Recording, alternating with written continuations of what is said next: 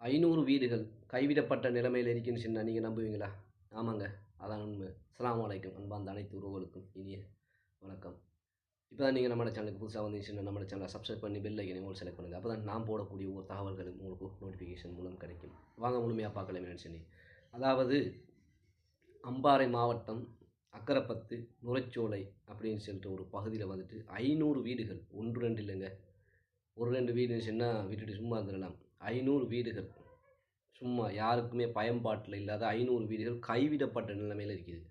அதாவது கிட்டத்தட்ட இன்றைக்கு ஒரு 14, 15 வருஷமா அந்த வீடு வந்துட்டு கைவிடப்பட்ட நிலைமையில் இருக்குது. அதாவது நம்ம நாட்டில் சுனாமி அனர்த்தம் ஏற்பட்டுச்சு இல்லையா? அதனால் பாதிக்கப்பட்ட மக்களுக்கு வந்துட்டு 500 வீடுகள் வந்துட்டு சவுதி அரேபியா அரசாங்கத்தினால வந்துட்டு கட்டி கொடுக்கப்பட்டிருந்துச்சு. அப்ப இந்த வீடெல்லாம் வந்துட்டு இப்ப வந்துட்டு காடு புடிச்சு போய் கொண்டிருக்குது. காடு புடிச்சு போய்த்து இதுக்கு இந்த வீடு. அப்ப 500 வீடு இன்றைக்கு நான் சும்மா சிந்திச்சு பார்த்த மாரி இருந்தால், இன்றைக்கு இலங்கை நாட்டு மக்கள், இலங்கை பிரஜை மக்கள் வந்துட்டு இன்றைக்கு எத்தனையோ பேர் வந்துட்டு வீடுகள் இல்லாம எவ்வளோ மக்கள் இன்றைக்கு இருக்குது. அப்ப இந்த வீடெல்லாம் வந்து இப்படியே சும்மா நாசமா இருக்குது. யாருக்குமே பிரயோசனம் இல்ல. இதே மாரிக்கு மக்களுக்கு ஏதாவது நிதி வந்திருந்தா, இப்ப கடந்த காலங்கள்ல வந்துட்டு நிதி உதவிகள் வந்தால், அந்த அரிசிகள கொண்டு வந்து ஸ்டோக் பண்ண வேண்டியது. மக்களுக்கு குடுக்க வேண்டிய அந்த பொதுமக்களுக்கு குடுக்க வேண்டிய சாமான் எல்லாம் வந்துட்டு கொண்டு போய்த்து ஸ்டோக் பண்ண வேண்டியது. ஸ்டோக் பண்ணினதுக்கு அப்புறமா வந்துட்டு ஒரு காலம் போனதுக்கு பிறகு அந்த சாமான் எல்லாம் பழுதாக வேண்டியது. அதுக்கு பிறகு வந்துட்டு அந்த சாமான் எல்லாம் குப்பையில வீச வேண்டியது. இனி எப்படி நாடு முன்னேறும்? எப்படி நாடு முன்னேறும்? அப்ப இப்படியான சலுகைகள வந்துட்டு மக்களுக்கு இந்த சலுகைகள வந்து மக்களுக்கு குடுத்தா தான் மக்களும் கொஞ்சம் முன்னேறுவாங்க. கொஞ்சம் மக்கள் வந்து தலை தூக்கி நடக்கணும் வந்தா உண்மையிலேயே அரசாங்கம் வந்து இப்படியான விடயங்கள வந்து மக்களுக்கு சிறந்த முறையில மக்களிடம் கொண்டு போய்ட்டு சேர்க்கணும். சேர்த்தா தான் சில விடயங்கள் வந்துட்டு அதாவது சிறப்பான வகையில நடந்தா தான் மக்களுக்கு வந்து எந்த விதமான ஒரு சிரமமும் இல்லாம நாட்டுல வாழக்கூடிய ஒரு நிலைமைய வந்துட்டு மக்கள் அவங்களாக வந்து உருவாக்கிக்க முடியும். அப்ப நாம வந்துட்டு என்ன செய்றோம்? அரசாங்கத்தில மக்களுக்கு வர வேண்டியதுகள வந்துட்டு மக்களுக்கு சரியான முறையில மக்களிடம் நாம ஒப்படைக்கிறது இல்ல. அப்ப இனி இப்படியே போனா என்ன செய்யும்? இப்படித்தான் ஆகும். இப்ப பாருங்க 500 வீடுன்னு சொன்னா, சாதா எவ்வளோ பணங்க?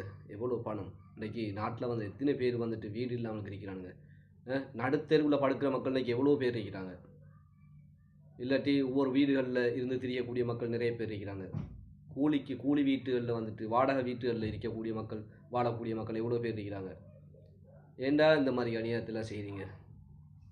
இந்த வீடுகள வந்துட்டு உண்மையிலே எல்லாம் அந்த வீடெல்லாம் வந்துட்டு கட்டி முடிச்சு, அந்த க பூ அந்த பூசி, எல்லா வேலையுமே அந்த வீட்டு வந்துட்டு அங்க சம்பூர்ணமா முடிஞ்சிருச்சு. இன்றைக்கு அந்த வீட்ட யார் பயன்படுத்துறா? இந்த போதைப் பொருட்கள் பாவிக்கக்கூடியவனுகள், அவனுங்கெல்லாம் வந்து இந்த வீட்ட வந்துட்டு இன்றைக்கு பாவிச்சுட்டு இருக்கிறான். அவன் அந்த வீட்டுக்குள்ள வைத்து போதைப் பொருள்கள பாவிச்சு, தேவையில்லாத காரியங்கள் எல்லாம் வந்து அந்த வீடுகளுக்குள்ள நடந்துட்டு இருக்கு. அந்த வீடெல்லாம் வந்துட்டு ஃபுல்லாவே காடு புடிச்சு போய்த்திருக்குது.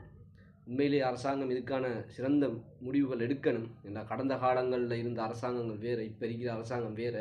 அதனால வந்து இந்த அரசாங்கம் வந்துட்டு இதன் அதாவது இந்த வீட்டுகள்ட விடயத்த கொஞ்சம் பார்த்து, இந்த வீடுகள் யார் யாருக்கு ஒப்படைக்கணும்னு சொல்லி பார்த்து, உண்மையிலேயே இந்த வீட்டுகள வந்துட்டு அந்த தேவைப்படுகிற மக்களுக்கு, அதாவது தேவை உள்ள மக்களுக்கு இந்த வீட்டுகள வந்துட்டு உண்மையிலே வழங்கி கொடுத்தால் இந்த அரசாங்கம் வந்துட்டு உண்மையிலே சிறந்த ஒரு விடயமா இருக்கும். இதுக்கு மேல நாம சொல்றதுக்கு ஒண்ணும் இல்ல மக்களே.